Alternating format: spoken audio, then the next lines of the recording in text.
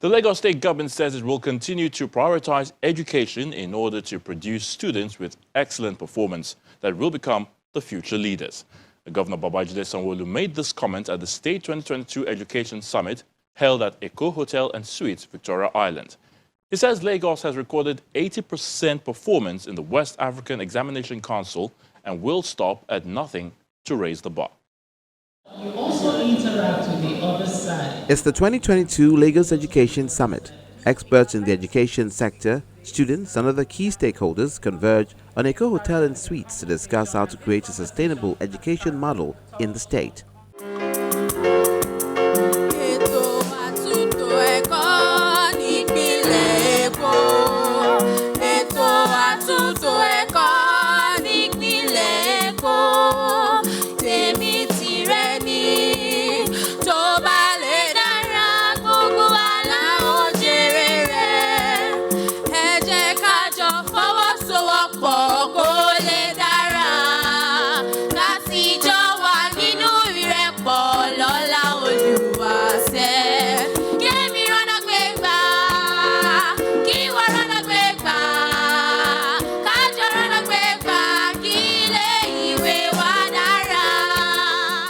Expectations are high that this summit will contribute to the process of solving major issues associated with the education sector.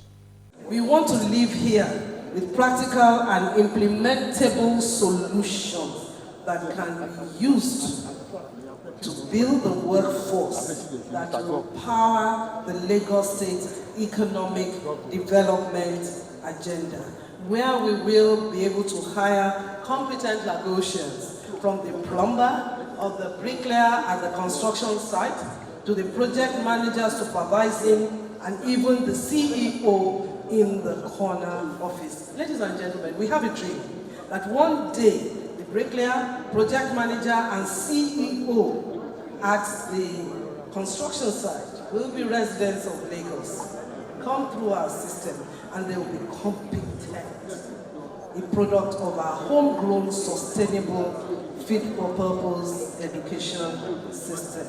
The panel session highlights what should be put in place to improve standards. And if the last 2.5 years have told us anything as well, that ability to be agile, to flex, and also the increasing reliance on technology. So how do we bring that into the classrooms from our primary through to our tertiary education systems to develop the skills for the future, both hard skills and the soft skills that we've talked about. So that creative and analytical thinking, leadership, teamwork, communication and collaboration, as well as the academic qualifications.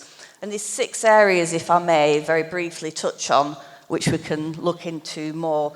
I've mentioned technology, so a future model that leverages on the technology, both in terms of pedagogy, the teaching methods in the classroom, but also the skills for the students. One that's designed to cater to the needs of both learners and teachers. So the curriculum and pedagogy, very important there. And agile and adaptable, responding to the needs of the context and the people that make up the system. And a model that's inclusive. In Lagos, I'd like to recognise the work that Lagos State has done very much to encourage and promote a model of affordable and accessible education and ensure that that education is accessible to all. The Ministry of Economic Planning and Budget is collaborating with the Lagos State Employment Trust Fund and GIZ to build what we call a Lagos State Labor Market Information System.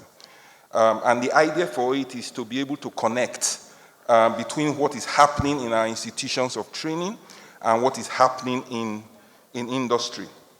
The second point around fit for purpose is the whole idea that we are dealing with a very poor population.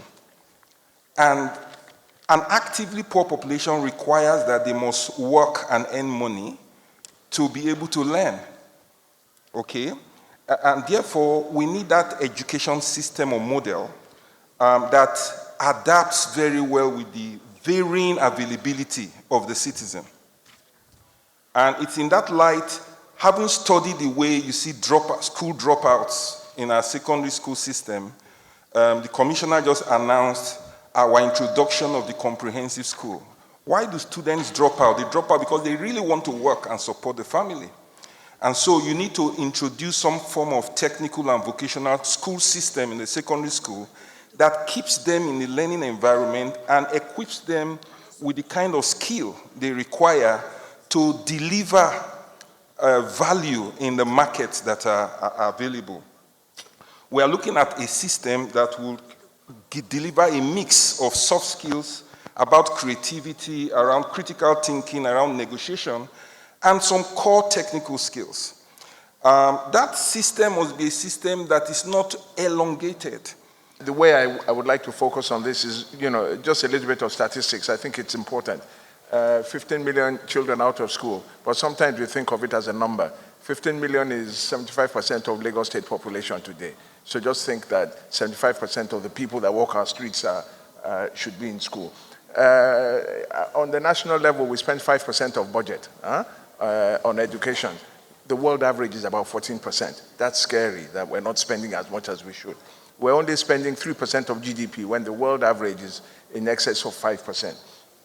I think it's important to understand where the gaps are in sorting out the problems. I think it's critical. It is not by chance that the Finnish ambassador is here. We all hold up Finland as an example. But the example is not that, it's not like as if we have not provided for it in our curriculum. The problem is that we don't execute properly. So why is Finland a great example? Only because of skills, of technical education. So Finland makes sure that you don't only get academic education, you also get technical education. But our structure provides for it. We just don't execute. So I think it's important to understand what's fit for purpose. Let's think, what's the future of work? All of us have seen what the last 3 years has brought us. The future of work is agile, it's flexible, it's technology. That's what we need to provide for. That's what we need to dimension for. And I think particularly important is to understand that we can do it. We need to change curriculum. We need to understand that employers of labor, complain about the turnout from our schools. I think it's important that I hate to say public-private partnership, but I'd like to say that educators and employers of labor sit in a room and agree what needs to be done. For me as chair of Teach for All, what are the things that are important to us? It's about leadership, it's about teaching, it's about understanding that if we don't get the curriculum right, if we don't constantly retrain our teachers, if we don't understand that technology is going to be the only solution going forward, just given the total numbers that we're having to deal with, I think we're going to fail at it. Governor Babajide Sanwo-Olu, who joins virtually, says his administration set aside 10% of his 2022 budget for education, which has led to positive results. The investment we have made in education in the last 3 years, we are beginning to see the benefit of it. We're beginning to see it show up in the outcome of, the WAEC results that is coming out from our public schools. 3 years ago, we were below 40%. Now we've crossed the 80% mark in all of our public, secondary school.